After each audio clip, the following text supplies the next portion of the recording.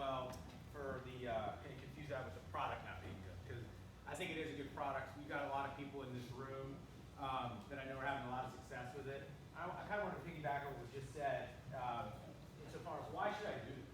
I mean, there is an argument to be made that come October 15th to December 7th, you go station to station, every single house you can see, write an MA in every single house that you can get to, and your greatest resource is time, and you get a big check in January. Is there anything wrong with that? To get a $40,000 check in January for writing business. Is that bad? No. There's an argument to be made for that.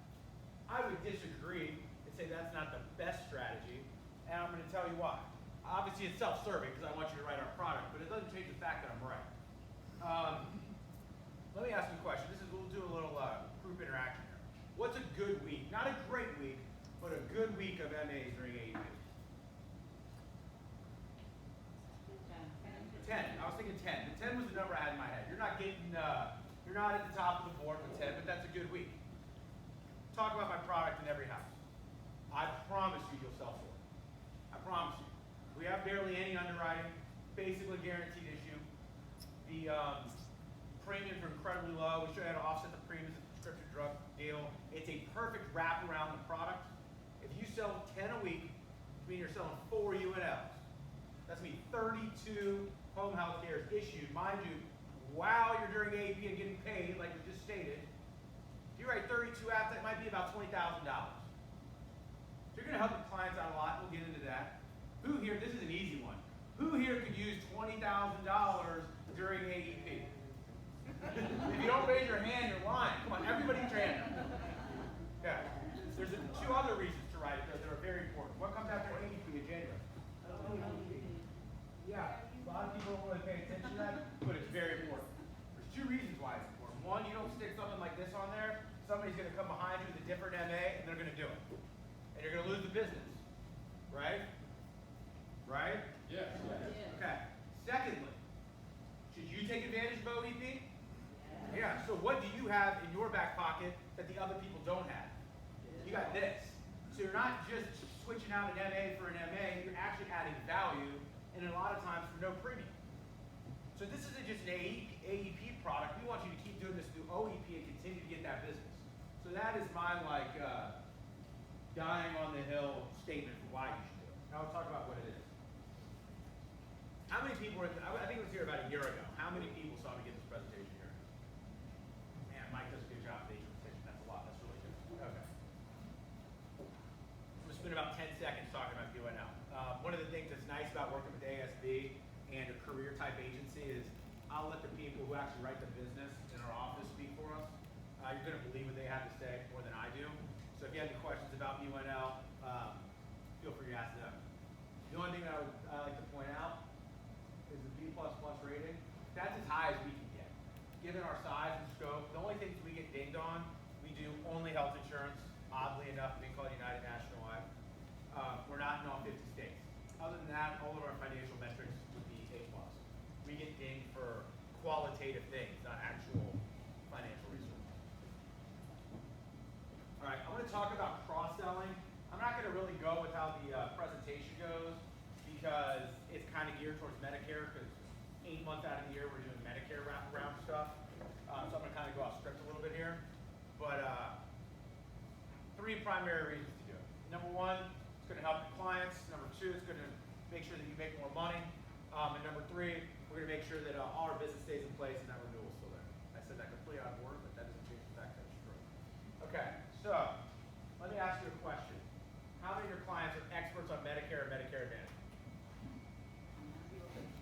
1 out of 100? About 99 out of 100 think they are, right? But 1 out of 100 really is. You know what? They should be. You know what they're not? They're not healthcare professionals. They're teachers, they're plumbers, electricians, truck drivers, you know, whatever it is they may have been. They are not experts in this stuff. Let's say you're talking to a 68-year-old. Okay, a 68-year-old who's got a MedSup Plan F or a Med Advantage, or whatever it may be. We'll use a MedSup Plan F as the hypothetical. She's been to the doctor twice a year for 3 years, been in the hospital once. What has her out-of-pocket expenditure been in those 7 trips to the doctor and hospital? She's never paid a penny, ever. You think she's going to think she's covered for this stuff? Yep. Of course she is. Why wouldn't she? She was told it's first dollar coverage. You don't have to pay at the doctor. You don't have to pay at the hospital. So if you go in there and you switch her from a Plan F to whatever the best Medicare Advantage is that you're selling, and you convince her that co-pays are okay and it's no big deal, and you leave, 5 years later, she falls down, she breaks her hip, and she's not in the hospital for 3 days, she needs to get the physical therapy at the home, costs her $50,000. Guess what? It's not covered. Well, she thought it was covered. You're going to know it's covered. So if you go and you just sell your Medicare Advantage plan, and you don't talk about this, it's just somewhat dramatic but true, whose fault is that? It's your fault. You are an expert. The state of South Carolina, or wherever else you're licensed, has deemed you an expert based on the fact that you passed the test and you can do things that other people can't do, namely sell insurance and make money doing it. You chose to keep it a secret. Now, you ask her 2 questions. You say, Mrs. Smith, are you under the impression that if something happened to you and you were in a long-term care situation, that Medicare or Medicare Advantage would cover it? She doesn't matter what she says. If she says yes, we'll educate her. If she says no, then we go right to the presentation. We'll get into that a little bit later. And then the second question is, if you were in a long-term care situation, would you prefer to receive the care in the home or in a nursing facility? What are they going to say every time? In the home. Put a gun in my mouth before I go to a nursing facility. They actually say that. That's a real thing. There's always different ways that people say they're going to kill themselves, cyanide tablet, whatever it may be, but bottom line is I'm not going to a nursing home. I've heard them all. I came up selling long-term care insurance. I look young. I just started this business when I was 22. So long-term care insurance is still a thing. And you give her a needs-based presentation and she doesn't buy it, then whose fault is it? It's hers, right? Not everybody's going to buy it. There's only 3 reasons people do not buy insurance if you give a needs-based presentation, especially on this stuff. What are the 3 reasons? Cost. What else? What? Not sure that they need Well, it. we're going to show them. We're going to teach you how to show them that they need it. They need it. Understand that they already have a long-term care policy. Cost. What if they're? One of my favorites is: do ignorant people buy health insurance from you? You tell Medicare doesn't cover it. Here it is, Medicare, right here, off their website. They don't cover it. Oh, yes, they do. Ignorant people don't buy it. And then the third, there's a big misconception in our business that money buys health insurance. What actually buys health insurance? Health. It's not called money insurance. It's called health insurance. Sick people can't get it. Bill Gates cannot get a cancer policy if he got diagnosed with cancer 6 months ago. Back to the first one that everybody said was broke, right? That's a lot of the reasons people switch to Medicare Advantage because the resources are not as big as they would like them to be. Broke people don't buy, but I mean broke, destitute, on Medicaid, maybe in big debt. Yeah, they can't afford it. But if somebody's on a fixed income and living check to check from Medicare, or from Social Security, I should say, if they don't think they can afford to have it, you know what they really can't afford? Not to have it. Mrs. Smith, can you write a $50,000 check tomorrow?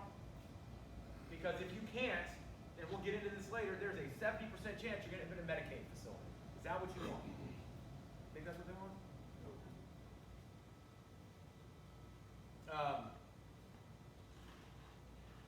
Okay. I'll try to get to this one a little quick. But I always like to break down what happens when we make a sale, because I think it's really important. And this will kind of factor into OEP stuff and hopefully help you beyond AEP and throughout the rest of the year. Do y'all do leads? Y'all get leads here? What kind of leads y'all get? Best leads in the business, right? Do y'all do Medicare is changing leads by any chance? What? Mail? Mail? I'm going to use Medicare Exchange because that's what I know. So we used to send, when I was in the senior market as an agent, our company would send out 100,000 pieces of mail. Medicare is changing. Would you like a booklet that says what those changes are? And we go and give them the booklet and stuff. But any mail lead, it applies. So when you get a piece of junk mail, what do you do? Throw it away. I've gotten junk mail from the Publishers Clearinghouse. I think that's what it's called. It says I want $1 million. You know what I did with it? Right in the trash. I'm probably an idiot. It cost myself $1 million, but it wound up in the trash. But not Mrs. Smith. Mrs. Smith, she opened the letter. She thought, man, this is interesting. Whatever the lead card may be, she filled it out and sent it back. Most of us don't do that, do it. How long does it take you to set an appointment once you get Miss Smith on the phone? How long? 2 seconds. 2 seconds. really, really feisty, maybe 5 minutes, right? Would you let somebody come in your house after talking to them for 5 minutes? Probably not, right? Mrs. Smith's 70, she's at home. She says, sure, strange person I've never met before. Why don't you drive out to my house on Tuesday at 4 o'clock and we'll talk about some insurance? That sounds fascinating. That's how I want to spend my free time. So you drive out there, you knock on the door. What? You go, you knock on the door, and she lets you in. You do the warm up, and you start doing some fact finding. Within 15 minutes, Mrs. Smith is telling you things her kids might not know. She's telling you about her health. She's telling you about her finances. You go through the whole fact finder, you give a presentation, and then you make a sale. She's giving you a check. Not only has she given you a check, but an agreement to continue to pay that amount for as long as she keeps the plan every month. In this particular situation, what is Mrs. Smith? She's a buyer. She's a buyer. A couple things about being a buyer. Buyers are born buyers. They live their whole life as buyers. When you walk into that door and meet with them, what are they? They're buyers. Do they stop being buyers when you sell them a Medsup or a Medicare Advantage? No. Born a buyer, going to die a buyer. Buyers are great. Every single person in this room, every single one of us is here because of buyers.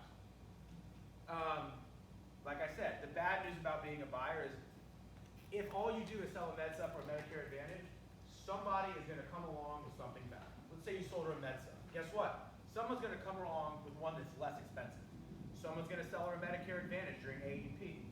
You just write her a Medicare Advantage plan during AEP. Someone's going to come along during OEP and show her how she can get UNL home health care to cover all of her home health care, in addition to the prescription drug coverage, and not have to pay premiums. And she can have this new Medicare Advantage plan that's better, even though it's not, but that's what they're going to say. And you lose the business. Same situation, right? You go in there and you call Mrs. Smith and you see her and you talk to her. Sell her the Medsup and Medicare Advantage. You ask my 2 questions. It takes 10 minutes to sell UNL home health care, right?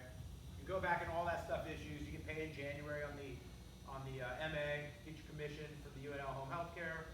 You deliver the home health care policy. You say, you know, Mrs. Smith, when we met back in November, we were there to talk about your health care, right? That's why we talked. We want to get you on the Medicare Advantage plan. We got this nice thing to supplement the product to go along with it. But I noticed when you were doing the fact finding that you said you had a prearranged burial plot, which is a really good start for your final expenses. It's a really good start. Most people haven't done that. But there's a lot more financially that goes along with passing away than just a burial plot that people don't realize. Let me show you some of those costs. And then you sell her a $15,000 final expense policy. That takes a little bit longer to issue. It's got some a little bit more strict underwriting. It takes 3 weeks. You go back out there and you deliver the final expense policy. And you say, you know what, Mrs. Smith, I wasn't out here in November, now it's February. We had these CDs that were coming up in like 6 months, but now we're 2 months out from that. You had like $80,000 in CDs. What do you think about those interest rates? You like them? Do they ever like the interest rates on their CDs? They're like 1.8%. Whatever it may be. It doesn't have to be a CD, but some financial instrument that has a very low yield, right? Well, let me show you something that has no risk, the exact same amount of risk as a CD or whatever you've got that can triple your return. And you sell her an $80,000 annuity, the equity index annuity. So for her, right, now you've covered her doctor, her hospital, her long-term care, her final expense in life insurance, and her finances. Right? Is that better for her to have that all in one place? Is she better off than when you walked in the door? Okay, so that's good for her. Let's talk about you. Mrs. Smith's still a buyer, but is anyone getting in that house to make a sale to her ever again? No. No, you know why? Because you're not someone who sold her something. You are what? What are you? It's on the board. You're an insurance agent. Now, if she's a real big buyer, she might actually let someone in. I've been in that house. Like, oh yeah, I got my Medicare, long-term care, final expense, all with Bill at wherever Bill works. And she was nice and she listened to me. You know the first thing she does when I left after making that sale? Who'd she call? Bill. They're going to call you. So that business is protected, it's not going anywhere, and you've added value to her. Also, what do you get paid on an MA for a new one? You know, whatever it is. It changes every year. I haven't sold an MA in 10 years, so whatever it is. $400, whatever, maybe, I don't know. But not a lot.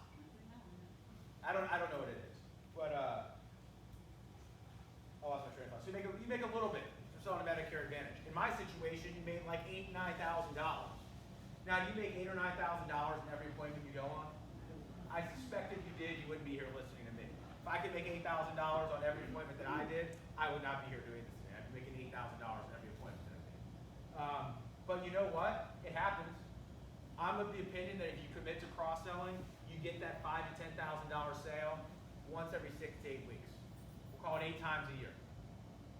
Make $6 grand on average on a big cross-sell where you fill the whole thing. It's $50,000 a year. You're making $50,000 more a year than your peer who's not cross-selling. So it's a really, really big difference. You know who it never happens to? You know who never finds that $6,000 appointment? People don't ask. They're not lining up to give you your money. Rush, I need final expense, I need home health care, I need an annuity. I would love to find a client like that. I've yet to find them. So you want to make sure that we're giving them all of their options.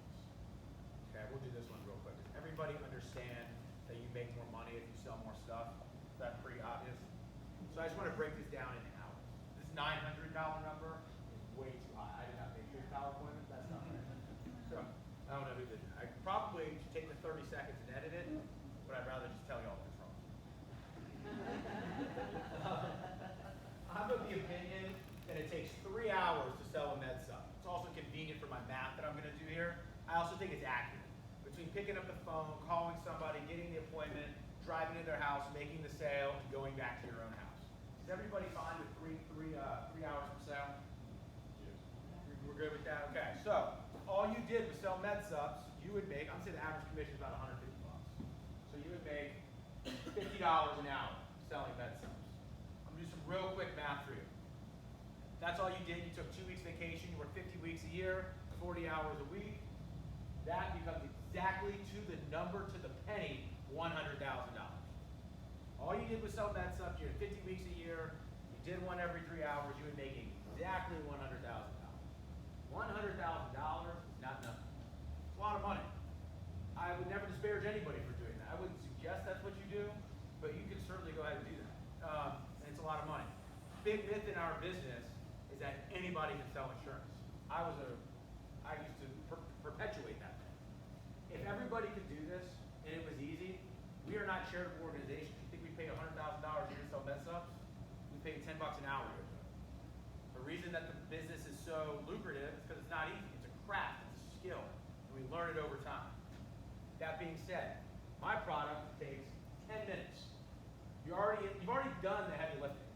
You've set the appointment. You've driven out there. You've fact-finding. You've warmed up. You've done all those things. I'm asking for 10 minutes to make a sale for a product that has no underwriting, or incredibly limited underwriting. Our average commission to the agent is about $450.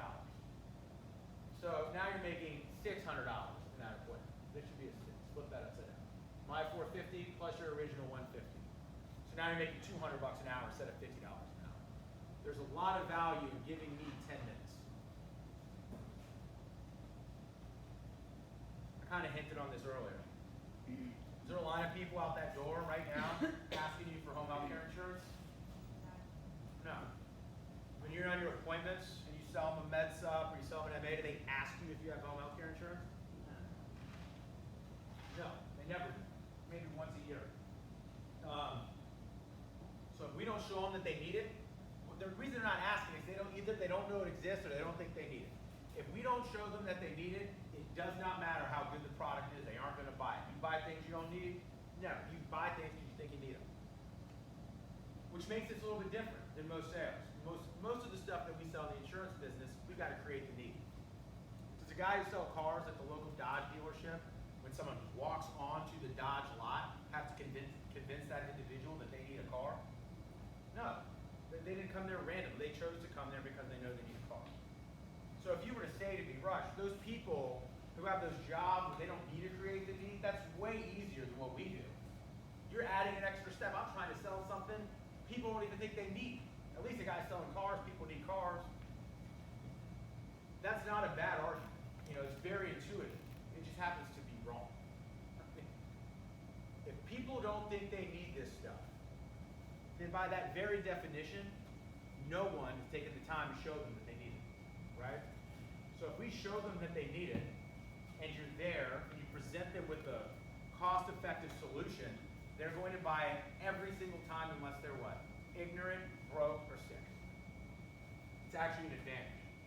So we're going to get into a much more, hopefully, collaborative part of the presentation. What I'm going to go over, I spent some time out in the field selling this stuff too, which I guess is a little bit different, I come to realize, than what my counterparts do. I think it's very hard to train how to sell something unless you yourself sell it.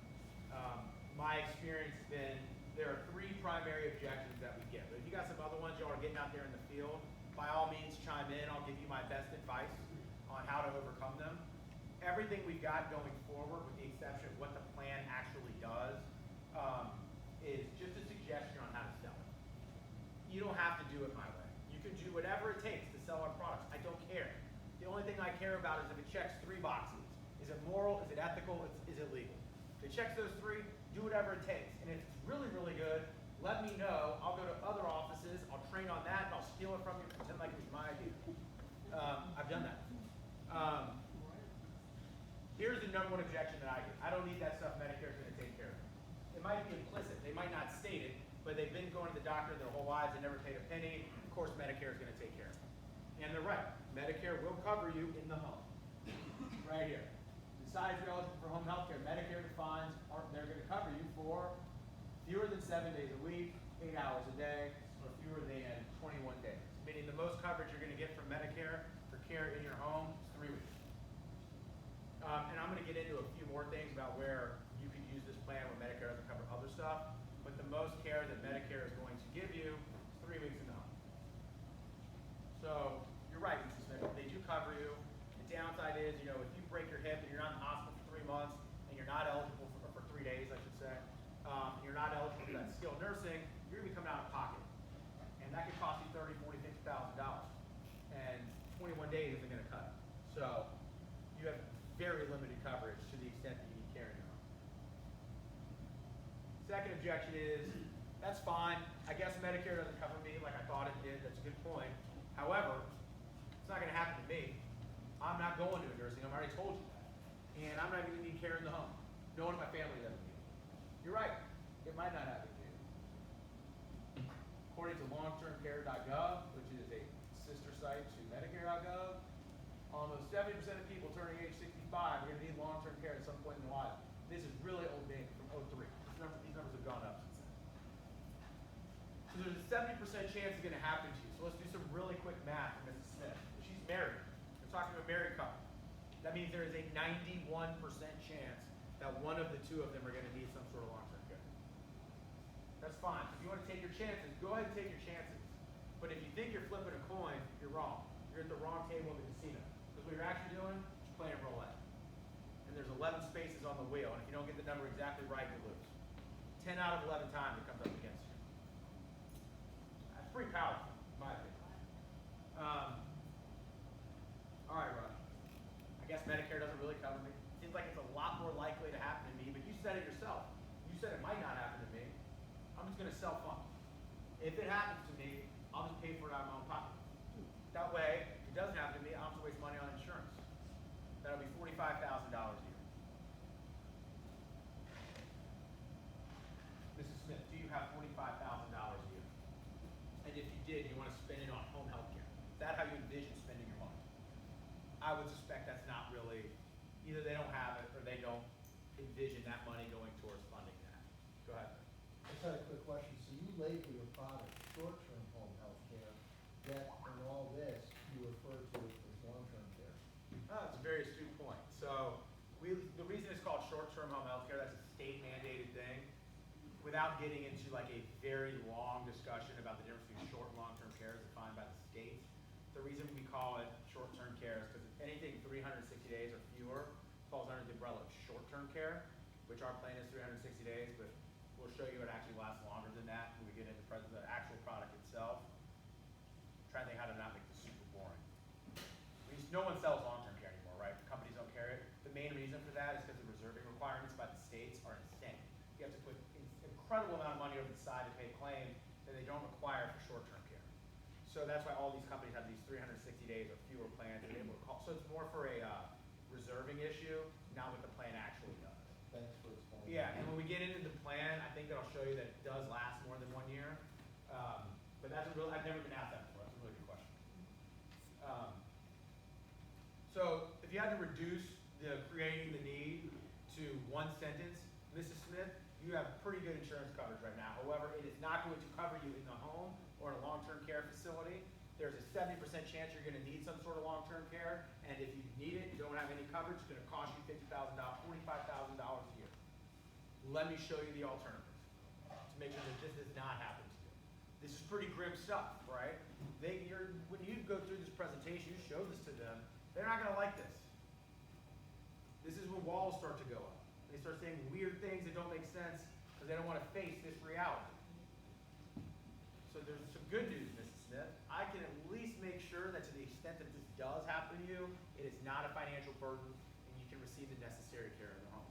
Of course, there's only one solution to that, and that's the UNL Home Health Care. So now we're actually gonna talk about the plan itself. What does it do? So, we probably should change this page. This is all from the marketing material going forward. There's not a lot of really important information in here, except for this. So collect short-term home health care, benefits of prior hospitalization stay is not required. That sounds pretty mundane. It's actually incredibly important. Let's talk about Medicare itself. You know, what is the skilled nursing benefit on that Medicare? 20 days, and then if you have the med sup, you get 100. On MA, you get 20, and then we have to come out of pocket like $157 a day, I think it is, something like that. Changes every year, right? Is it 160 this year? $160 a day. What do you have to, which sounds, even if you have the med sup that covers the full 100, that sounds pretty decent coverage, right? I need physical therapy, I probably don't need it 100 days. With the Med Advantage, it becomes a lot more important because you don't have anything after 20. But there are 2 big problems with that. Number 1, what do you have to do in order to trigger benefits? Stay in the hospital for 3 days as an inpatient, right? That's really important. Are you in the hospital for 3 days with a broken hip as an inpatient? Probably not. Cancer? No. COPD? No. Stroke? No. Heart attack? Maybe, probably. But the vast majority of things which require home health care do not require a 3-day hospitalization stay. So what a lot of other carriers have done in the home health care space is they've come in and they said, we have a 3-day hospitalization stay requirement too. And it sounds good. It sounds like it goes along with Medicare, just like Medicare. Meanwhile, 80% of this, I'm pulling this number out of thin air, I don't know if this is accurate, but quote unquote, 80% of the time, these people go and need home health care. They don't spend 3 days in the hospital. They spend their whole life paying premiums into this plan, only get denied on their time of need the most. To me personally, this is gonna sound like getting on a soapbox, but I think that's grotesque. That's why people hate insurance companies. They don't know that. Their agent might have mentioned to them, maybe they didn't. But if they did, it was 40 years ago. You know, it's not in the spirit of the plan to deny the majority of your claims. And there are other carriers out there that do that. And we built the product. Fortunately, I'm kind of in charge of what we sell and create the products. I told our actuaries that we can't make it work without a 3-day hospital stay, actuarially, financially. There's other stuff we can sell. We don't have to sell home health care because I'm not doing it. First of all, it's bad business. How mad would you be? Let's say half of the agents heard me talk about the 3-day hospitalization stay, even though I said it, but half didn't. You were on your phone, checking Twitter, whatever it was, like, that's fine. I'm not the most interesting guy in the world. You probably don't hear every word I say. So you missed that one thing, and you spend 10 years selling this stuff to all your clients and never mention it. And then you find out that about the 3-day hospitalization stay and all these people you put in bad spots. You're gonna be mad at me. So if it's selfishly, it's bad business. It's also really bad karma. So what we decided to do was, in order to trigger benefits, there's 2 ways to trigger benefits. Number 1, to be significantly cognitively impaired as deemed so by your physician. And there's actually a real test that they do. There's no subjectivity to it. It's like a 7-point test that's pretty common, I guess, in the doctor's world. I don't know enough about it. But then the vast majority of our plans are going to come from the inability to do 2 out of the 6 activities of daily living, which actually makes sense, right? If you can't do 2 of the 6 ADLs, what do you need? You need home health care or some sort of long-term care. So that's the soapbox moment of the presentation. All right. So, if you haven't seen this presentation, or if you have, maybe you're getting a refresher on it, and you leave and you're like, man, that's the best sales presentation I've ever seen in my whole life. I'm going to cross-sell, and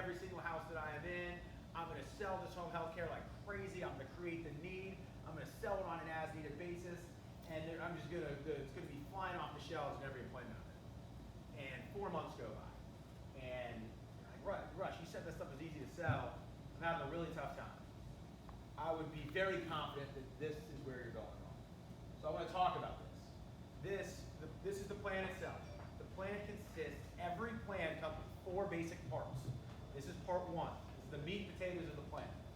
So the first thing I'm going to do is talk about exactly what it is.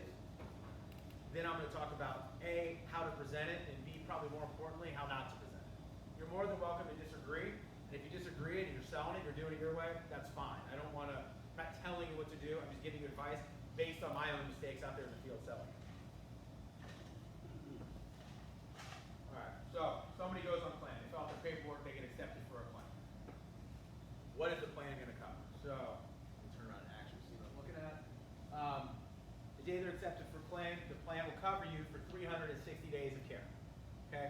This is very important. To your question from earlier, short term versus long term, right? I want to be very clear. It is not a 360-day clock that starts the day you go on claim and ends 360 days later. The way that it works is that once you go on claim, the only way you burn a day is if somebody comes to your house and gives you care on that particular day. So if someone's getting care every 3rd day, the plan would last 3 years. If they're getting it every other day, it would last 2 years, et cetera, et cetera, et cetera. We pay benefits on these 360 days according to the schedule. I'm going to get into this a little bit more in a second. Up to 360 days. And there is a maximum. On the plan A, the most you get on any given day is 150. The plan B is 300. The C is 450. How you can present the plan B. This $100,000 of available benefits is very simple. It's if you use all 360 days and you max it out every day, that's over $100,000. It kind of goes into it, like you see. We pay benefits according to this schedule right here. So that's how we do it. So, this is where you can make a mistake. This is certainly where I have made a mistake. It made sense to me when I first got in, when we made this product. I was the one to put it together, along with our actuarial team and our marketing guys. And we went in there and we said, Mrs. Smith, this plan is the best thing since sliced bread. Here's how it works. And we did station by station every single day. That takes about 4 to 5 minutes of you talking and then listening, saying really big words. Enterostomal therapy, respirational therapy, medical social services. First of all, we'll get into something else in a second. By the time you get down here, you've lost me. 5 minutes of just these big words and talking, they're not paying attention. You've lost them. Plus, they're going to ask questions. Of course, anyone's going to ask questions. What are medical social services? Who here knows what they are? One person, right? So, good for you. I don't know if you can imagine that. I always forget. I get asked that question every time I say that. I look it up, and then I go to the next appointment, and I forgot what it is. My understanding of what it is that it coordinates care for you. It's a product that coordinates care. Yeah, there you go. I don't like to make things up. Whatever. You got to Google it. I don't know. I always forget it. I try to imprint it in my brain every time I get asked that. Which is kind of to the point, right? If you don't know exactly what these things are, I always say you got 2 choices. If you don't know the answer to a question a client asks you. Number 1, you can make something up. Number 2, you can say, I don't know. I guess there's 3 now because it's 2019. You can Google it. I actually Googled it. There you go. It does. It comes up when they exit a hospital. They have to pay bills. They're nervous about doing things around the house by themselves. It's somebody like a social worker to speak to about that. They can get them back on track. There you go. I'll try to remember that. So about making it up, please don't do that. You're going to get yourself in trouble. You're going to get me in trouble. That's bad for everybody. Saying I don't know, while not as bad as other people think it is less than ideal. You are supposed to be the expert and you're selling them a plane. You probably should know it. And then you pull up the phone and start Googling it. That's never good either. I don't know, Mrs. Smith. Let me look it up for you. Then, even if you do know it, they're going to have more questions because it's complicated. It's a new thing they've never heard of. What do questions lead to? They lead to more questions. What do more questions lead to? They lead to confusion. I always tell people, I do not know what confused people do with their free time, but I sure as hell know what they don't do. What don't they do? They don't buy insurance. You cannot sell a confused person. Our goal is to keep this as simple as possible. I have always long since said in my career as a trainer and as an agent, as a sales manager, if we're like drafting teams for agents, and I can have one quality that every one of my agents has. It's not gonna be intelligence, it's not gonna be sales acumen, it's not gonna be knowledge of insurance, it's not going to be leadership. If I can have one quality, I'm going to take the person who can take somewhat complicated material and explain it in a simple way. If you can do that, I can show you a six-figure career by the second year in business, guaranteed. It is the best skill you can have in our industry. We want to make sure that we do that. Why do we want to do that? Because we're trying to teach complicated concepts to people who do not understand this stuff. We want to keep it simple. I always say, present as little as you can while knowing as much as you possibly can to answer the questions. You want to make this palatable and digestible. So this is how I say it. Once again, this is a suggestion. Mrs. Smith, the first things first. If you want you to go on claim, I want you to call me before you call the home health care agency. It's very important. My job is to make sure you get every penny of this $100,000 or $150,000. And I'm going to explain that here in a second how we do that. Okay? This is how the plan works. Okay? Once you have the inability to do 2 out of 6 activities of daily living and you need home health care, you will be approved for a claim. The plan is going to cover you for 360 days. I want to be clear, Mrs. Smith, the only way you use a day is if somebody actually comes out to your house on that day and gives you care.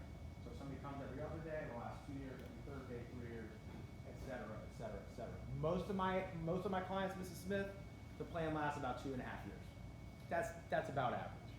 So you can expect 2.5 years of care. The plan's going to pay you over $100,000 if you maximize it.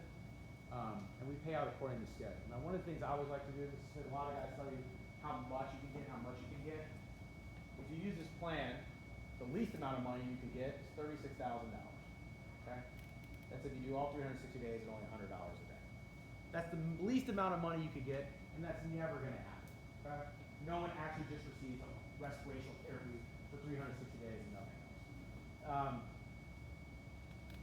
We're going to cover these. These are the primary things that we cover. These are the 5 most utilized benefits of this plan. Skilled nursing, physical therapy, speech pathology, occupational therapy, and gosh forbid you're diagnosed with cancer, you receive the chemotherapy in your own home. And we also have this general nursing care, meaning if somebody doesn't fall under these one specific umbrellas, we're going to make sure you're covered for that too. Go on to the next thing. That's it. You do not want to confuse them. Now, I don't like to explain to them how to maximize their claims because it's not confusing. It just takes time. They might have a bunch of questions, but you should know how to do it. And if you want to explain it to them, I'm not against that. How do you think you make sure you get the most claims possible? There you go. Mrs. Smith, when you go on claim, if you want to explain it to her, what you want to do, and this is for your own benefit, because you don't want to be a professional receiver of home health care. You want to get it all done in one day. You want to make sure that, let's say, gosh forbid, you broke your hip. You want to make sure that the physical therapist and the occupational therapist come on the same day, right? Then you get your full $300, and that's the way you can make sure you get as much of a claim as possible. Any questions on this? This is definitely the question portion of the presentation. No questions means I'm either doing a really good job or a really bad job. So, let's say they use it on 10 days in a month. Okay. When do they file the claim to pay it? That's a good question. So they can file claims as whenever they want. So let's talk about how the actual claims process works in general, right? You only have to fill out the claim paperwork one time. Fill out your claim paperwork, the doctor certifies that you can do 2 out of 6 ADL, or you're significantly cognitively impaired or sufficiently cognitively impaired, then you go on claim. Then they're probably going to guide you to a home health care agency. Most physicians do that, right? Here's who most of our patients use. Pick one. We don't care who you pick. We don't coordinate any care. It doesn't matter to us. You start receiving the home health care, they can send their bill to us whenever they want. It doesn't matter. They can send 3 in a row from 3 separate months. They can send, it depends on how the home health care agency bills. They bill every week. They can send it every week. I always tell people, do it once a month. The thing that's pretty cool about our plan is that we do not require proof of payment in order to pay a claim. And the thing that's nice about that is most home health care agencies, it's not like they give you the service and knock on your door and say, here's the bill, I'm not leaving until you pay me. You usually have 30 days to pay it. So they can get the bill from the home health care agency, send it into UNL, and get the money back from UNL before they have to actually pay the bill. So it's not like they're coming out of pocket and then having to get a reimbursement. Now, they've got to stay on top of their claims to do that. Does everybody do that? Of course they don't. But if they're on top of it, we can make sure that that happens. So in your situation, they were 30 days and they received 10 days of care. our claims adjuster is just gonna look at the bill, it's gonna have an EOB, an explanation of benefits from the home health care agency, and they're just gonna look down. On Monday, there was a physical therapist, that's $150, or $150, they had a speech pathologist on Wednesday, that's $150, and they're gonna get the claim with the explanation of benefits from us, it's exactly what we pay. Does that make sense? Cool. I'm gonna get some water. Any questions?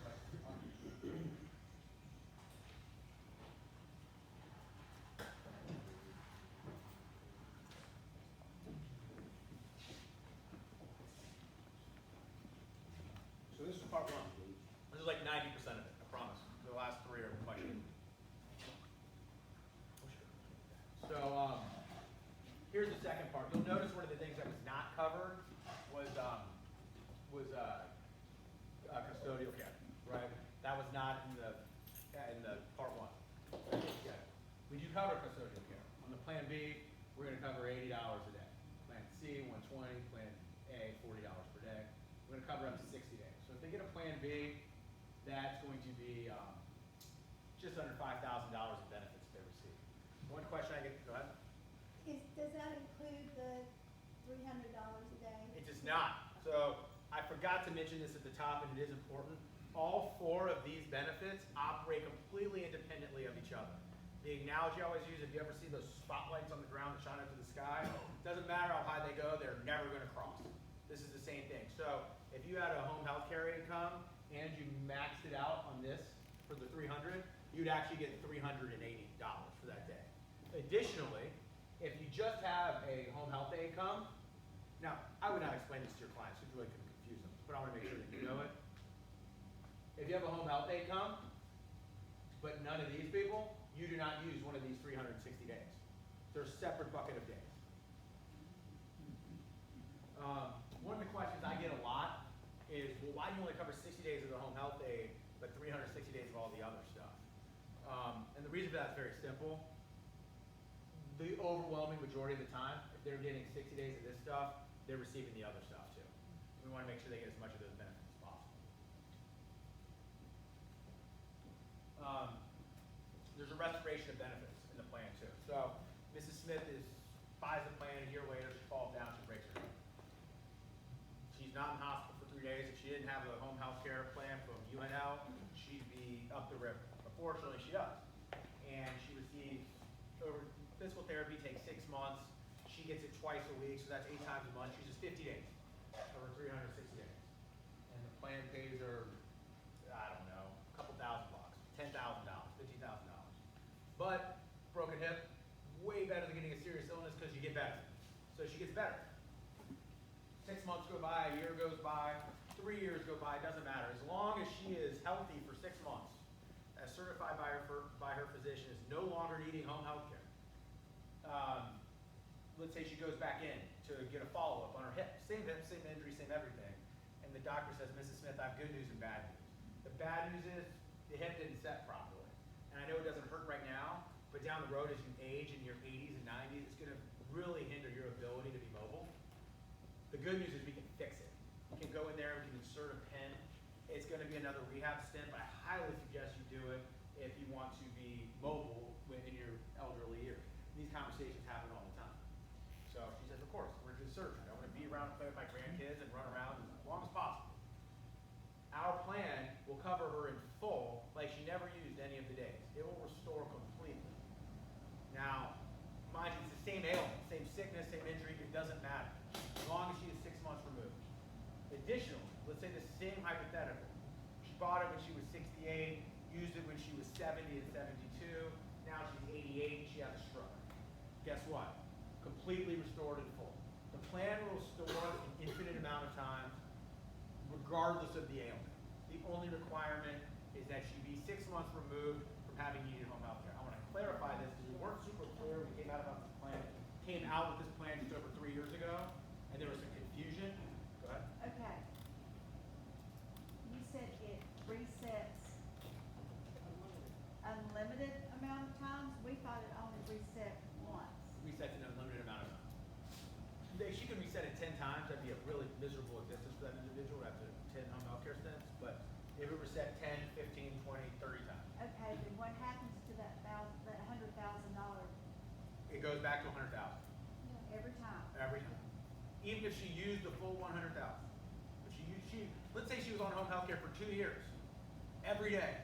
Now the last year she comes out of pocket because she's exhausted all 360 days, but she still might want to keep the plan and take advantage of this drug benefit here. If she kept paying it and she didn't need home health care anymore, and then something else happened, she relapsed or whatever, you would still get the full 100,000 all over again, or 150 or 50, depending on which plan they got. 180 days, yes, I want to be very clear about that, because when we sold it, when we first came out with this, I didn't say what I'm about to say now, I kind of just told you what I've told you thus far. So I want to say, we do not cover with the restoration, because there was a misunderstanding amongst a couple of our more successful agents who have been with us for a while. That does not mean that they can use the home health care plan, then receive home health care, pay out of their own pocket for 6 months, even though they're still receiving care, and then go back on claim. They need to be certified as healthy. Now, when they get off home health care and they go to their doctor and say, doctor, I need you to certify that I no longer need it, no one's going to think about that. So the way that it actually works is it's just retroactive. They're going to file the claim, and then we're going to go back and see when they stop receiving home health care. That's how we adjudicate it. Any questions on that? Doesn't it reset more like something like different illness? Right. Same illness or different illness. That's what you say. Still 180? Excuse me? Still. Still 180. 180 if it's 2 separate ailments, or 180 if it's the same. So if you know the answer, if you're very familiar with the race, I would encourage you not to answer here because that's cheating. If you don't know, this would be kind of a fun game. 65-year-old, okay? We're gonna hypothetically sell this plan person a Plan B. So they're gonna get $100,000 in home health care benefits available to them. They're gonna get $5,000 in home health aid benefits to them. And they're gonna have the ability to have the plan restored in full as many times as is necessary for them to use it. What is your guess on the premium for that plan? Keep me an actuary for 2 minutes. $32 a month. $32 a month. What was over here? 55. Anything else? 48. The answer is $47.41. $47 a month. So if I just stop the presentation right here, do you think you could go out and sell it? Would that be of value to your client, right? You get $100,000 in benefits, you get $5,000 in the home health aid, you get the restoration of benefits, and that's only going to cost you $600 a year, $570 a year. That I could go sell that. I would feel confident selling that, A, that it's marketable, and B, that I'm giving something good to my clients. So here's the kicker. Here's what kind of makes this plan stand out and really unique. We come to part, it's listed as part 3, even though we guys presented as part 4, the notorious prescription drug benefit that a lot of you, I'm sure, are very aware of. We have a prescription drug benefit that every single applicant is eligible for the day that they're approved for the insurance. You do not need to be on claim. So what percentage of your clients take prescription drugs? 99 or 100? Right? They're all taking prescription meds. 101. So we are going to reimburse them for those drugs. Mrs. Smith is taking 2 brand name drugs. She gets them filled every month. Obviously, we're going to give her $50 a month, right? 25 times 2. $50 a month times 12 months in the year is $600. She will max out her prescription drug plan at $600. Meaning UAL will write her a check. Go ahead. Well, now they're giving them in 90-day prescriptions, so if they have them filled every 3 months, can you break that down and just say, well, it's a 3-month prescription? So you're ahead of me. I was about to get to that point, but unfortunately, no. It's on a per fill basis. So if you get it done every 90 days and it's a brand name drug, you just get $25 for that drug. As a company, why would they do it that way? Why do we do it that way? Yeah, just Yeah, it curious. seems like you're cutting out some benefit. No, we're not gonna. It's No, always it's been. per fill. So they're only, if they Only have get 90 a days. copay, that's when they're paying. It's always been like that. Yeah, it's always been that way. That's not new. No. To be honest with you, I'm gonna wear I work for an insurance company, not a sales guy hat. I think it was the main reason they did it. They knew a lot of people did 90-day fills. And they didn't want to be responsible for paying 3x for that. Like some people might be, their 90-day fill might cost the same as their 30-day fill, so they'll switch to the 30-day. Some people will keep the 90-day. Some people are taking enough drugs with the 90-day that it doesn't matter. Exactly. What's the percentage of that? Of that what percentage of plans should we max out the plan? Oh, you know, I look at it in a little bit different metric, like what percentage of our claims are prescription drugs, that's really what I care about. But I can tell you that it's probably 1 in 3. I know it's less than half of people actually. And we'll get to that in a second. But yeah, to answer your question, unfortunately, not unfortunately, it's just the way that it is. It's on a per fill basis. So, back to what I was saying. I think if they max out the $600 plan, UNL is actually going to pay that particular individual to have the home health care insurance. One of the things I would encourage you not to do, because I did this, and I realize this is somewhat of a counterintuitive thing to say, I would not tell them that. Mrs. Smith, UNL is going to pay you to have health insurance. They're going to give you more back than you're paying in premium. Why don't you say that? What if it's too good to be true? Within the realm of objections, too good to be true is a good objection, but you know what's a better objection than that? Not getting one at all. Then you got to explain to them how it works, and then once again you're in the weeds, and it's confusing. So what I do, and this is where everyone I think sells a little bit differently. I have always done this my whole career. I was in the field for 10 years. I always pitch the highest priced product. I tell them this is the most amount of money you could ever spend if you bought this plan. If we go through it, you think it's too much money, there's some other alternatives. They give you very similar coverage. I'm not telling you to do that. That's what I do. But the point is, I always tell them the price before I get into the presentation. And I know some people don't do that. And if it works for you, keep doing it the way you're doing it. The reason I did it is I don't listen to anything until somebody tells you how much it costs. That's for me. I kind of just sold how I would like to be sold to. When I tell them at the beginning, and then the time I'm through with this prescription drug plan is about 4 to 5 minutes, most of my clients cannot hold on to the premium for 4 to 5 minutes. Then when I get to this benefit, multiply that original premium times 12, subtract it from 600. They're not doing that math. They're not saying, oh, I got the $600 benefit, and the premium he told me 5 minutes ago was $47 a month. I multiply that by 12, it's $570. Oh my gosh, UNL's paying me $30 a month. They're just saying, oh, for that $47 a month, I get this cool $600 back. And you just kind of let it just float out there for a little bit. So it seems like a really good deal, but not like UNL is paying you to get health insurance, even though we are. That's a pretty good deal. So the question over here, what percentage of people use it? Sometimes you do get asked that question, right? Well, that sounds too good to be true, Rush. How does UNL do that? I always tell them before I get into the plan. I'm not going to, oh, the brochure. But I always tell them before I get into the plan, as you can see on the brochure, one of the things that's really cool about this plan, Mrs. Smith, I know you probably haven't heard of UNL. They're a small family-owned company, but the Mayo Clinic stands behind this product, which is really cool. They don't really do that for many companies. That's how much they believe in it. That usually will kind of, that sounds too good to be true. That'll kind of preempt that from becoming an issue. But they still might ask. You've got to have a good answer. I realize this is crazy. I tell them the truth. You know what, Mrs. Smith? UNL, pretty good at what they do. You know what they're not? They're not fortune tellers. They have no idea whether or not you individually are going to take the time out of your day to get your prescription drug. No clue. But you know what they do know? They do know if they sell 1,000, about 500 people will do it. Probably more like 300, but 500 is easier math with a client that can divide by 2. About 500 people will do it. They do know that. You know what, Mrs. Smith? I've sold a lot of this stuff. No one has ever told me they're not going to do it. Everyone says they're going to do it. About half the people do it. Choice is yours. You can take advantage of it, or you don't have to. If you do, it's there for the taking. So let's talk about the claims process. This is going to add some value to you, I think, and your client, and to us.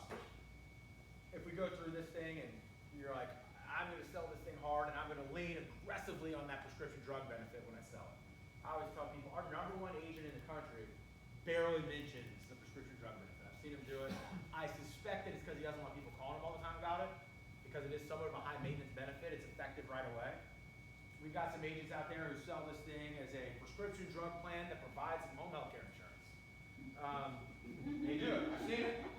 And I don't really care. Do whatever you want. It makes no difference to me. I would suspect that the majority of the people in this room are somewhere in the middle, right? You mention it, but you don't sell it as a prescription drug plan. But if you're going to lean on the benefit pretty aggressively when you sell it, and you don't do what I'm about to tell you, everybody's life could be miserable, even though you make the sale. Here's why. There you go. So, when you make a sale, I promise you, you sell them this product, 30 minutes later after they walk out of the house and you ask them what that home health care insurance they bought, they're not going to remember UNL. I think it was United Healthcare, UNP, CUL, I don't remember. Are they going to remember ASB? Maybe. Who are they going to remember? The agent. They're going to want to get that prescription drug benefit filled. Who are they going to call? They're going to call you. I always tell everybody, if you commit to the stuff during the non-AEP season, and you don't even know what you're doing, you present it in every house, you're going to sell 2 every week. If you just show them the plan, you don't even know what you're doing. 2 a week. If you give me an honest run, that's 100 a year. A third of them are calling you every month. You're getting 30 phone calls a month. Do you get paid to help people file their claims? Should you help people file their claims? Yes. So the goal here is to make sure that you're doing it for as short a period as possible. You do not want to be doing it every month. You think your client wants to fill this claim form out every month? No. And a little selfishness about us, it takes my claims adjuster the exact same amount of time, effort, and energy to write a $10 check as it does a $600 check. You do it once a month, my guys are going to have to work 12 times as hard, our claims will get backed up, and then you're going to yell at me. Please don't yell at me. So do this. Do me a favor. Write down on their calendar. Do it on their birthday. Do it on tax day. Do it at the end of the year. Whenever. Mrs. Smith, on this day, and I'll call you and remind you, go down to your Walgreens, your CVS. This is all you got to say. Can I have a list of all the prescription drugs? You can even say the last 2 years. It doesn't matter because we're just going to look back for the last year regardless, right? So actually, we'll go back 18 months. But just get them from the last year, last calendar year. And CVS and Walgreens do this. You don't have to ask them to do it. It's going to all we require is your name, the drugs you took, and the amount of times it was filled. That's it. Write the policy number on top, send it to UNL, and you're going to get a check. Period. Full stop. No claim form necessary, nothing. In fact, I'll tell you a funny story about claim form. When we first came out with this product, I think it was like 3 years ago, we had some of our top agents in the country that doing a bunch of business with us for other products say, where's the claim form for the drugs? We need to show it to them. Like, we don't need one. You don't have to do it. No, I want one. You want a claim form? Yeah, it makes it look good. Like, we'll make you a claim form if you want it. It's completely unnecessary. If you want your client to fill out additional paperwork, by all means, go ahead. So we have a fake claim form you can use if you want.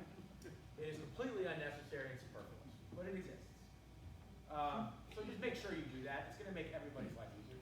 So you can't like have like 3 years of prescription bills and get $1,800 check. It has to be So, done within 18 well, months. they can send in 10-year prescription bills. They can send back their whole life. It doesn't matter. We're just going to look at the last 18 months. Okay. But you could get 1,200, right? So if you did, let's say you had the plan 3 years and you forgot about it. So you went back and you came back and you met with your client doing an update. Maybe the agent who initially wrote the product left, right? And you're following up as an orphan client. And you go in the house, have you ever filed claims on this, Mrs. Smith? And you go, no. And so they go out and they do the whole 3 years. We'll look back 18 months on those 3 years that they fill out. But let's say they were within from month 13 to 18 or 12 to 18, they were the full 600 amount. They're taking so many drugs, they would still get a $1,200 check, even though it's only 18 months. In theory, it could be only 13 months, and they could get a $1,200 check. But that person would be on a lot of medication. Does that make sense? So it's not per month, a breakdown, like $50 per month. It's per fill. Per fill. Every time it was filled. I just used the per month example because it's easier math. But yeah, so that exact same example, Mrs. Smith, like, for example, say Mrs. Smith's taking, I always like to nod at herself. So say Mrs. Smith's taking 2 drugs, but they're generic. And she's getting them filled every 90 days instead of every 30 days. So she would get $20 a quarter times 4. She'd get $8 instead of the full 600. Which, you know, good for you that you're not taking too many drugs. So here's the deal. We have it on the front of our brochure too. I always talk about this before I go into it. So I'm going to talk about one rider, which is really important right now. Okay? We have got an accident and sickness hospital rider, which is a hospital indemnity plan. You can get a hospital indemnity plan as a rider. What's good to sell during AEP? Indemnity insurance. So, try to think of a pleasant way to say this. Hospital indemnity insurance is great. I'm sure you'll probably sell some of it during AP, right? A little bit, a lot. In my opinion, as an agent, and selfish and want to help my clients, there are three major problems selling hospital indemnity insurance. And I've got a hospital indemnity plan that we're not going to talk about, but you should read about it. If you want to sell it, go sell it. It's great. It's actually the best one in the industry. Three problems as an agent for selling hospital indemnity insurance. Number one, underwriting tight or easy or hard? Relatively easy. I think it's hard, man. It's like a medicine. There's one company who I'm not going to name who has limited underwriting, but they underwrite at the time of claim and deny every claim. But I'm not going to name it. For the most part, the underwriting is tight, much tighter than our plan, which is our underwriting. So like, you're going to get a lot of clients get denied or ineligible. The commission, I know it's like the dreaded C word that we're not supposed to talk about because it only helps clients. Commission's okay. It's okay to talk about making money. I always ask people, like, I'm not here for commission. I'm here to help people. We are here to help people. Do not get that twisted. How many people would be here to help people if you didn't get a commission? Would you do this job 50 hours a week if you got $0? Because if you would, you should do it just to sign these commissions. I'll have to take it. Right? It's okay to worry about commission. It shouldn't be the reason you do things, but it's a thing that it matters and it's your livelihood. I don't understand why people are so afraid to discuss it. The commission on hospital indemnity product is not particularly high. It's okay, but it's not great. And then thirdly, the premiums are low. The hospital indemnity plan costs $25 a month, right? $30 a month. You sell a big bells and whistles one, it's 70 or 80, and then it's like, you probably should just have a med sum at this point if you're getting a $90 a month hospital indemnity plan. Here's how ours work. Our underwriting, you'll see, is insanely lax. It's basically guaranteed issue. Our comp is higher than hospital indemnity, and we're going to sell it in a way that we're going to show them the net premium based on the prescription drug plan, but you get paid on the actual premium, right? So the premium is going to be about $1,000 a year as we go through this, just under it, but it's only going to feel like $35 a month to the client, which is about the same as a traditional hospital indemnity plan. Is that fair so far?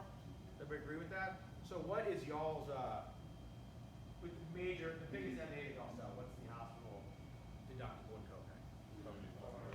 $395 a day? How many days? 5, that's perfect. I'm so glad you said 8. Okay, so this is what you're gonna sell. You're gonna sell them the Plan C. We do $300 a day, which is a little shy of $395, which can be 6 days. Okay? So then the hospital 6 days, they're more than home. It's just under home. Rush, you can't do a plan C, you gotta be. You can't. I was just about to get this. You got to sell them. If you're gonna, I keep thinking if I point to that backwards, you can get it. If you do this, you have to sell them the Plan C base plan. And if you're doing EAPS, it won't even let you do it. Does everybody get that? You can't. What? Say that again. So if you sell this rider, you'll notice that the only way you get $300 a day is the Plan C, right? The other one's 1 or 2, and the other one's 1. The reason that we did that, I like explaining things to people. We didn't want people selling it as a hospital indemnity plan with some home health care. So you got to get, if you want the $300 a day for the 6 days, the base must be the C plan as well. The difference in premium is only $7 a month. It's negligible. So let's go back. Mrs. Smith. So let's go to the premium. Here's the premium. 65 is $24 a day. See that? 6 days, $300 a day. See that? $24 a day plus 65 is 52. So we're at about just under $80 a month, right? $76 a month. We'll call it $950 a year. They're getting their full $600 back. It's $350 a year. Now you're under $30 a month in net premium. Does everybody get that? That's important. For $35 a month, Mrs. Smith, if you take the time to fill out your claim, here are the things I can get you. First of all, do you have $1,600 or do you have $2,000, Mrs. Smith? No, you don't? Well, you don't have hospital insurance. I hate to break it to you. I know that that's not really what you wanted to hear, but you can't come to copay, you don't have insurance. That's a problem. The good news is, I can make it go away. I can make sure that you don't have to pay at the hospital. And additionally, here's what you're going to get, Mrs. Smith. You have no hospital copay. You essentially have first dollar coverage at the hospital. You don't have to worry about writing a $5,000 check to the hospital. You're also going to get $150,000 in home health care. You're going to get $7,500 in a home health aid. The benefits are going to restore as many times as you need them. So now, instead of just having a hospital and doctor plan with really big copays at the hospital, You have no copays at the hospital, and we have completely eliminated the home health care burden from your situation, which is only covered for 20 days of skilled nursing on the Medicare Advantage plan. If you break your hip your 21st day of physical therapy, you're paying $160 a day. All of those concerns go out the window for $30, for $29 a month. Yes, I think it's 90 days. It's 60 days. Prescribed for 60 days, no. How many times is that restored? What? How many times is that been restored? Forever. Okay. Forever. It's a full restoration. So we have to, and it's only, now, let's talk about you, the agent. The actual commission, premiums are almost $1,000 a year.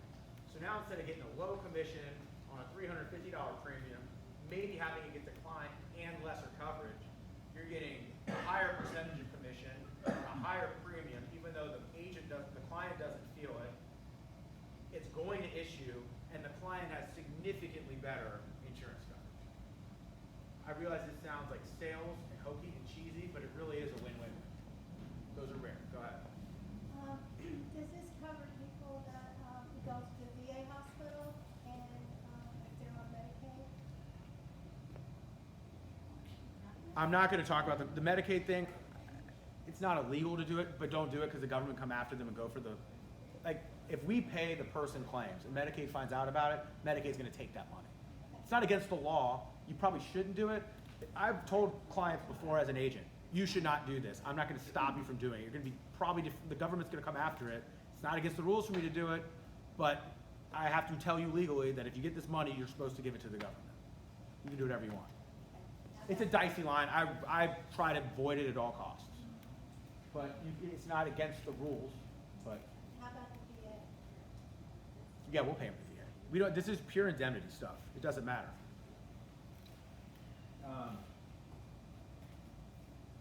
One thing that I should mention, I realize I didn't, it's pretty important. You yell at me if I didn't mention it. All of our rates are attained age rates, meaning they go up when they get to the next bracket. I preempt that. I say, Mrs. Smith, well, if they're switching from a med sup, I say, it's just like your med sup. It goes up every year, but instead of every year, it's every 5 years, so you don't have to worry about it every year. And if they're a T65, I say, you know how your major medical went up every year at work? This is the same deal. It's only every 5 years. I have not found it to be an issue talking about my clients whatsoever. I am personally, once again, everyone's different. I am a big believer in sussing out objections that I know are going to come anyway, because you know what a lot of times clients or agents, can't talk, prospects do? They'll have those objections, but they don't say them, and they just start saying ignorant stuff because they don't want to say the actual objection. So like, this has nothing to do with what we're doing right now, but like, a huge objection we sell cancer insurance is no one in my family's ever had it. But they might not say that. They get really ignorant. So I just ask them, has anyone in your family ever had it? And they say no. I say, that's great, but only 10% of all cancers are hereditary. You're still almost as likely as anybody else to get it. I suss it out. This is like the same type of deal. Go ahead. So quick question, you started selling this a little over a year ago, and it was the only company in South Carolina that offered it. Who are the national competitors for you now? Who are the competitors in South Carolina that sell it? GTL of course sells it, but it's the exact same plan. Right. Same everything. It's the same company. No, that's a whole other discussion. We work in the same building. GTL does all of our back office work. It's probably more than you're bargaining for. They have an investment in our company, but we actually operate completely independently of each other. Independent of the fact we have the exact same policy. Left and right switch. One way. What? Sounds like a bad marriage. It is. It's got its advantages and its disadvantages. So, but it is what it is. So go back into these rates, because I'm going. The only really other competitor who does something similar to this that I view as a legitimate competitor is Kemper. But they've really taken their foot off of the gas in terms of marketing it. Are they in South Carolina? I don't know. I don't think they are. They are. With this product? Yeah. Because last time we looked, GTL was the only other one in South Carolina. It's not identical, it's a little smaller. And, in the interest of full transparency, we sell this product because of Kemper. Some guys who were selling a bunch of Kemper got so annoyed with them as a back office, they weren't doing anything. They said, if you come out with something similar to this, we'll sell this instead. And that was how the whole thing started. Like, I didn't even know the Kemper plan existed. And then we looked into it. Man, this is like a really, really good value add for everybody. So we decided to do it. But I mean, there's other products out there that are home healthcare based in nature, like Aetna's got one, but it's really skinny and it's really expensive. Like if you see an Aetna one in a house, you should be able to rewrite this every time. Anything else? Yeah. How does that compare, No, go ahead. how does that compare to just writing a plain hospital indemnity for you and Al? So our hospital indemnity plan is just significantly less expensive. Like, But it just has those days, 6 days, it doesn't have like the ambulance So- rider and this rider. I think she means with. this plan's got an ambulance rider. We have an ambulance rider. That's right. Yep, sure do. That's right. Somewhere. Right here. Okay, so you could build it just like Medico's? Yeah. Yeah. Yeah. Our hospital indemnity riders, our hospital indemnity plans are also very good, but it's just a different animal. It's you always put the skilled nursing rider on there every time. Always, yeah. Always, every time. Our hospital indemnity plan with the skilled nursing rider is about the price as everybody else's standalone hospital indemnity. And they get the skilled nursing go along with it. And we're in the process of changing that rider. We hope to have it out by next AEP. Instead of just giving you 50 lifetime days, we're gonna give you 80 lifetime days with a 20-day elimination period. Because you don't need the first 20 days anyway. Because Medicare covers. So you're saying that if we go to write a PDP or MAPD or whatever,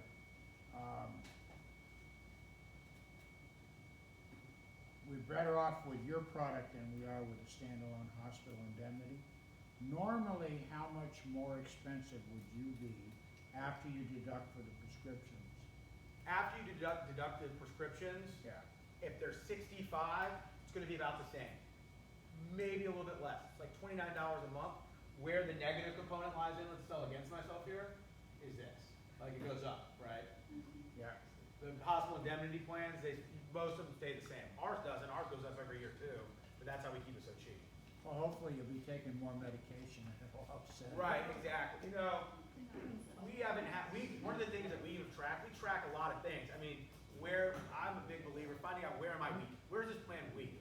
If I always tell myself, if I ran into this into a house, how would I sell against it? Right? You gotta know where you're weak. So so you can track it. Every time we run a report, when somebody goes into the next band, what's our cancellation? No different than normal. No one has an issue with it. So 5 years from now, can you guys have a 20% rate increase like Hancock and the rest of them over the years? Well, we could. We won't. I mean, I'm not gonna say, so let's talk about rate increases. So then that's like. Let me talk, I'm gonna give you a little bit longer of an answer. This is the advantage of working with a guy who's been in for 10 years. There are two types of insurance products out there. Okay? Number one, here's what a lot of carriers do. They come in, they get the cheapest product in the market, they get what we call market share, right? They got the saying, it's incredible, fully going into it knowing they're gonna have to do a rate increase in 5 years. Rate increases to me, as an agent from a carrier, especially these intentional ones, are grotesque. It's a lose-lose-lose to everybody but the carrier. Number one, do you get a commission on a rate increase? No. What happens when there's a rate increase? You lose business, your renewal goes down. What happens to the client when there's a rate increase? They get upset. The only winner is the carrier. I hated it. So we don't do that. We've been around for almost 60 years. We've never had a rate increase in the history of the company. That's my sales pitch when I talk about Yeah. it. Instead of having unpredictable, I use that. Yeah, so the primary reason for that is, like I said, we don't go in there trying to get market share. We price our products, attempt to, as being profitable at that current amount when we sell it. I'm not gonna sit here and tell you that we won't. If our company's gonna go out of business, and between going out of business and increasing rates, we would increase rates, because I got bills to pay and food to pay. But it would be a last resort. Of course, what we would ideally do is just stop the block, come out with a similar product with higher rates. So going forward, anybody who bought it would have those higher rates, but the people who currently have it, don't have to get subject to a rate increase. That would be our plan initially.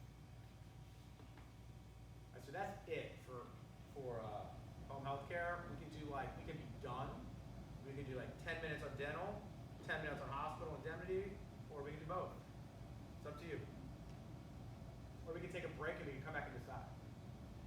Quick question, return of premium, is that minus the prescription drug benefit as well? It's awful. I mean, There's no point putting it on there, right? it's stupid. Also, if you live past 86, you don't get it. What, the prescription drug benefit? No, if you live past 86, you don't get the return of the premium. I missed it. It's totally my fault. This is the problem with working with a parent company like GTL. They have put some of these things in, and I glossed over. I would have never agreed to a return of premium rider that, like, once you turned 86, you were eligible for it. But here we go.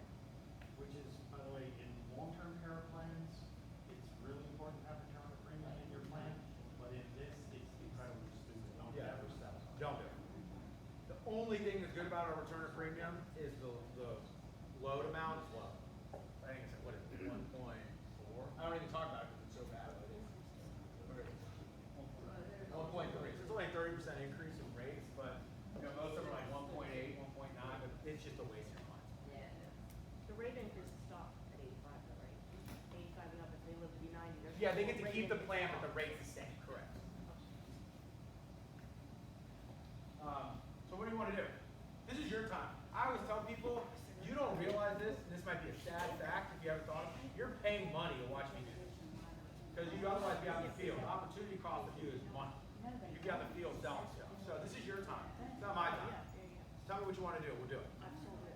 Well, You get a breakout session for people who do wanna hear yeah, I about was it. gonna say, what I was saying is, Website, but it's not. that the home healthcare is really what we wanna be selling, I think it's really what we packaging with the hospital indemnity, with the ambulance, with